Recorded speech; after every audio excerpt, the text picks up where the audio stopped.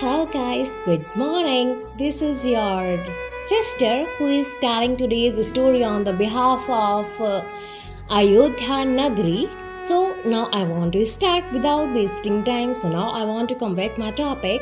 Why? Small quote. दीपक है बाती है और है आशाओं का खजाना। आज के इस प्रसंग में जरूरी है आपका आना। So welcome you all for this wonderful session.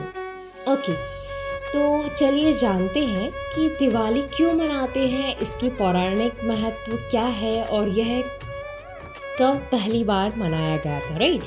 तो आजकल क्या है कि युवाओं में सेलिब्रेट करने का तो बहुत जुनून जज्बा होता है, बट उसके पीछे की स्टोरी अधिकांशतः हमारे वृद्धजन को तो पता होती है, बट आजकल के बच्चे बस फेस्टिवल का मेन मोटिव सेलिब्रेट करना, नाचना गाना ये सब करके साइड हो जाते हैं। बट उसके पीछे की स्टोरी को जानना भी एक बहुत इम्पॉर्टेंट है कि आगे चलकर वो किसी को बता पाए या क्यों सेलिब्रेट करते हैं, ये इम्पॉर्टेंट है उसके पीछे का रीज़न जानने के साथ साथ। क्योंकि आजकल क्या है कि हर व्यक्ति अपने ज्ञान को श्रेष्ठ करने में, सिद्ध करने में कई जोर या फिर बहुत सारे तथ्यों या फिर बहुत सारे नुस्खों का प्रयोग कर रहा है, राइट? तो इस बीच हमें सत्यता का पता होना, this is a very most important thing, right, for in this world. So now without wasting time, I am come back my topic. So why Diwali festival is celebrated and when it was celebrated on first time. So today's I will all cover in this session. Okay.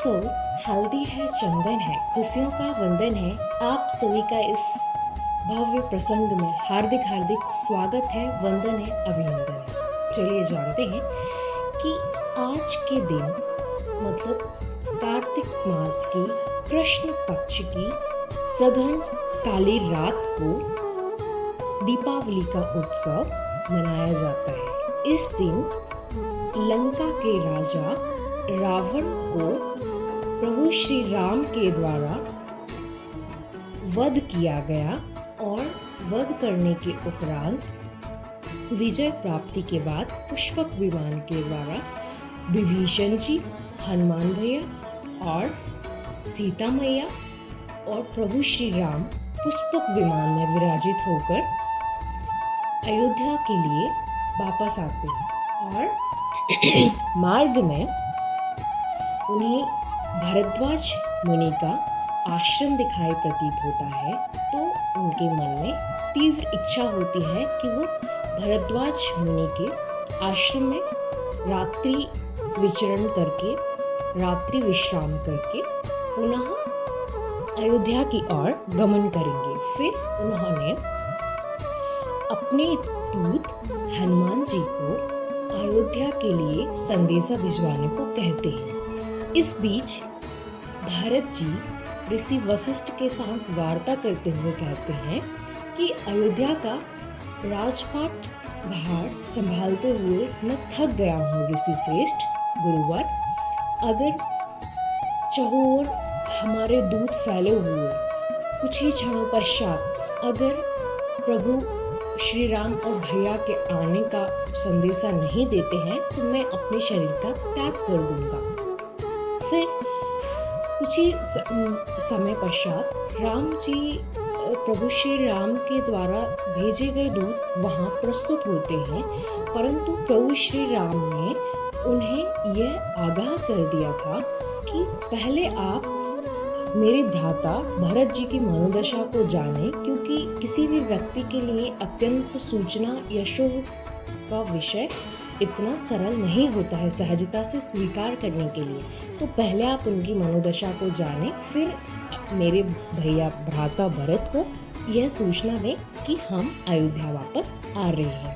तो इस बीच हनुमान जी ब्राह्मण देवता का वेश धारण किए हुए उनके समक्ष प्रस्तुत होते हैं और कहते हैं कि आपके भ्राता प्रभु श्री राम आपसे बहुत प्रेम करते हैं और वह तो सभी को यह संदेश देते हैं कि हमारे भ्राता भरत एक धर्म का प्रतीक है और युगों युगांतर तक आपके धर्म की गाथा को सुनाया जाएगा। आप साक्षात धर्म का प्रतीक है जो कि आपके द्वारा आप भाई को प्राप्त करना इस संसार में बहुत ही कठिन है, राइट।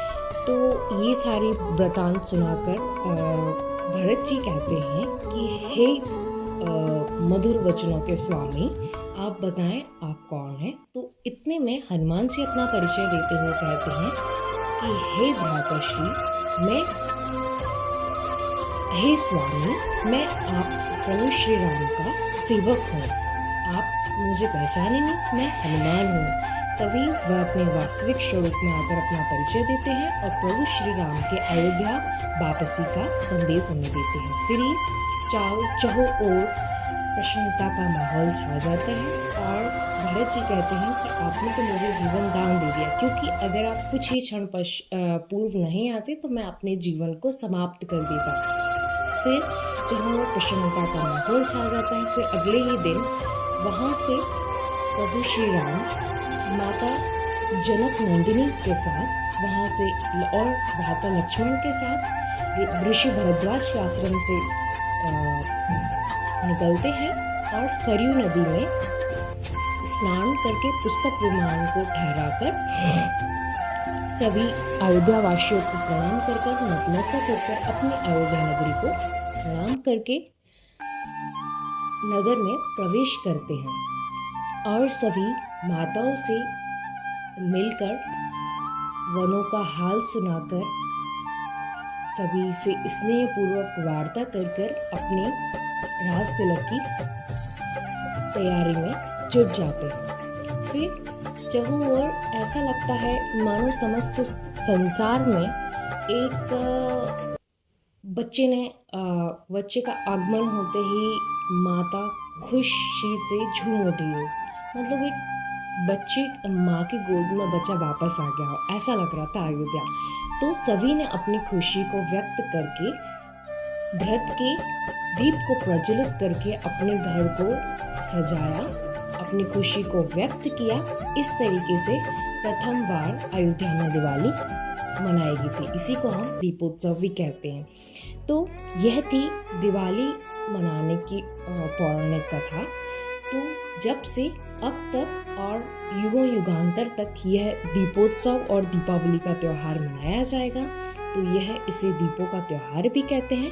तो यही है दोस्तों दीपावली की पौराणिक कथा जो मैंने आप सभी के साथ शेयर की। सो अब मैं विदा लेती हूँ आप सभी से। So thank you so much dear all for hearing this wonderful session. Thank you.